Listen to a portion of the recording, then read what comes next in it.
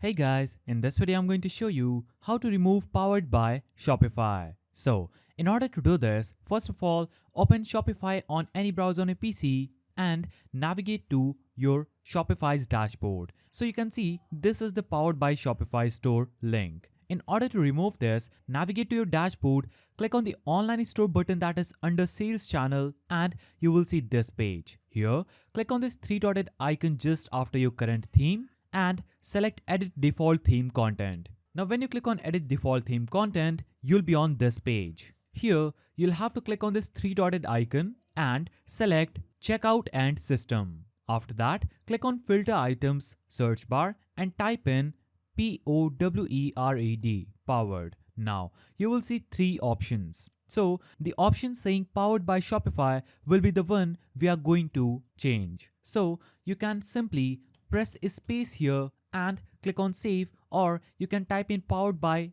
another name and click on save. So we just typed in a space and we'll click on save. Now, as you can see, after saving, the theme content has been updated. I will go back to my Shopify store, refresh this page, and as you can see, there is no powered by Shopify link appearing. So that's how you remove powered by Shopify. If you found this video helpful, please don't forget to give it a thumbs up and thanks for watching.